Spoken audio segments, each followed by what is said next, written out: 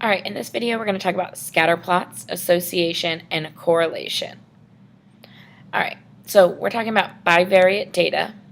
So bivariate data is a relationship between two quantitative variables. So between two or more quantitative variables. Explanatory variables are your independent variables, are on the x-axis, and that explains or causes the change in the y variable. So your explanatory variables on your x-axis, and it gives the reasons for the changes in the y. Your response variable is the dependent variable on the y-axis that measures the outcome of an experiment or study. Variables can be both categorical, one categorical and one quantitative, or both quantitative. Now, if we have categorical variables, those are usually represented by colors or symbols. All right, a scatterplot shows the relationship between two quantitative variable measures on the same individual. Individuals are represented by dots on the plot, so ordered pairs. To interpret a scatterplot, we look for an overall pattern. So we're looking at the direction. Is it positive or negative? The form, is it linear, exponential, quadratic?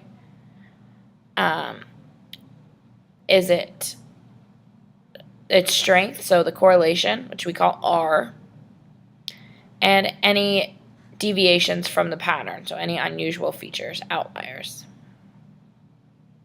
All right, so for direction, we have negative association and a positive association. So for negative, from left to right, the points would be kind of going down in a downward trend. And positive, from left to right, they're going up and to the right. All right, same with a curved. So if it's curved but it's going downward, then it's a negative. And if it's curved but it's going upward, then it's a positive association. All right, sometimes you might have something like this, where it's negative for part of it and positive for another part. So you might say there's a negative association until x equals whatever that value is where it starts to turn, then positive afterwards. All right, the form. We could have linear, we could have curved, we could have scattered. Okay, and we'll talk about the curved ones and how we can fix those in later chapters.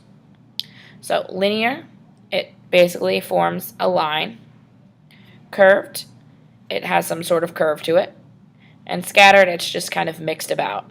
Okay, if there's not really any real pattern, you might just say the data is very, very scattered with no obvious pattern or no obvious form or shape. All right, the strength. How well do the points fit the form? Okay, so how well do they fit the linear model or a curved model? So we have weak, we have moderate, and we have strong. And then we have moderately weak and moderately strong, so kind of in between. Okay, so I'm going to show you what weak, moderate, and strong look like. And then same with as a curve. So weak, there's a bunch of data points all just kind of scattered near the line, but they're kind of very widely spread out. Moderate, they're a little less spread out. Okay, they're a little bit more clumped towards our linear line there, or our curved line if it was a curved shape. And then strong, they're much tighter and closer to our line of best fit. All right, so some examples of describing scatter plots. So the first one is curved. Okay, so we say it's curved. It does have a positive association, and it's strong. Okay, so the curve ends going upward, so we'll say that's a positive association. And then it's relatively strong compared to what the curve is, but you might notice that there's also a cluster there at whatever that ordered pair is, the middle of that cluster. You might want to point that out as something unusual. All right, the second one is linear. It's pretty strong, and there is a negative association. It's going down. All right, 3 is also linear. There's a positive association. It's going upward, but it's only moderately strong because you have that one value there, that outlier maybe, at that ordered pair, whatever x, y is. And those outliers are very important because they affect that line of best fit. Okay, so you might hear them referred to as an influential point. If they greatly change the line of best fit, then they're definitely influential. All right, your turn. Try to describe these. So pause, try to work them out, and then watch the video. All right, for number 1, it was curved. It's negative until x equals whatever, so we'll call x there. And then it's positive. And it's pretty strong. Okay, it's not very scattered along that curve. If you drew a curve through those, it'd be like right on the money. All right, the second one is kind of curved also. Moderately strong and negative. Okay, the majority of that curve is going down. It does kind of end going upward, but the majority of it is going in a negative direction. Okay, and if you said linear, I would just make sure that you said it wasn't strong because you have some kind of starting to curve up. So, 3, linear, positive association. It's moderate. Okay, it's not right on the money, but it's a spread. It's not hugely spread. It's not weak, but just moderate. This one is a little hard to tell. Linear, very weak, and it's negative.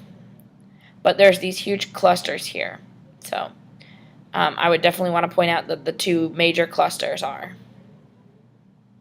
All right, correlation is the measures the strength and direction of a linear relationship between x and y variables. A positive R, a positive correlation, tells me I have a positive association.